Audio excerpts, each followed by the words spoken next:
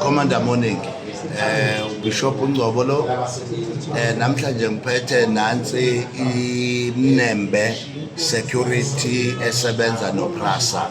Xhaphaza abantu ngendlela emangalisayo, khokhela abantu 5,000 rand, ayinawo ama-Sunday, ayinawo ama-holiday, ayinawo ama-night shift, ayinawo ama-leave.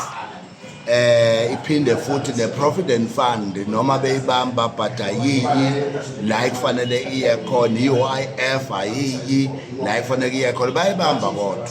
But now ama-bonuses as well nawo sikwi-challenge yokuthi ababonus laba abasebenzi welcome contract of employment awasayiniwe, ama-PPEs bayithengela kodwa basebenzela the state, the entity ebizwa ngokuthi uPrasa. Cha kaPrasa bafowethu nengishaya lento yokuthi njalo sibe nenkinga na inkontrakt zonke zikaPrasa. Iy'nkontakthi zakaPrasa azikho, azifuni ukuba nelokhuze zibe kwi-compliance, but sike sa-attenda sa-engage abantu bakaPrasa ngendlela emangalisayo. Sizama indlela ukuthi why begcine ama-contract angakwazi ukulekelela abantu. Buka le contract le yihlathi langempela and futhi alifuni nanokuthi nje lize laziwe liqosha abasebenzi ngendlela engafanele, ama-unfair labor practice, unfair dismissal, exploitation.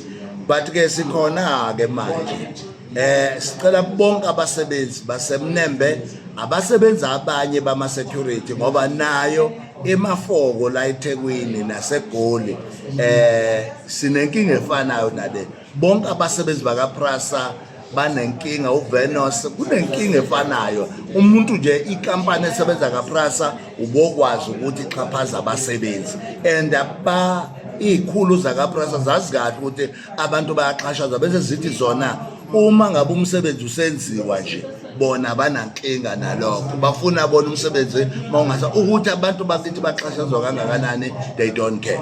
So-ke nina-ke eMnembe siyazi ukuthi either the contract must be terminated ukunokuthi siqhubeke sithi kuyasetshenzwa kanti xhashazwa u-5,000 a month.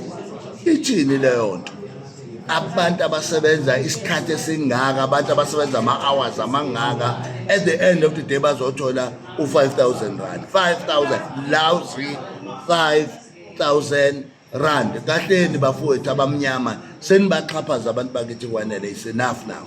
So we are taking i-matter to yonke indawo kufanele siyise kuyo, because lento yokulokhu sibekezela ukuthi ngoba ningabantu bakithi, it sounds like nizinikela kakhulu nina ekutheni abantu bakithi bagcine bekulesi simo sokuthi baxhaphazeke every day. Nembe Security yacela abasebenzi bayijoyinele bona i-union, asizokuletha kumqashi ukuthi azodidaktela i-union. MK Labour Desk is here and we are here to make sure with no one that mess up with the working class. Mandla.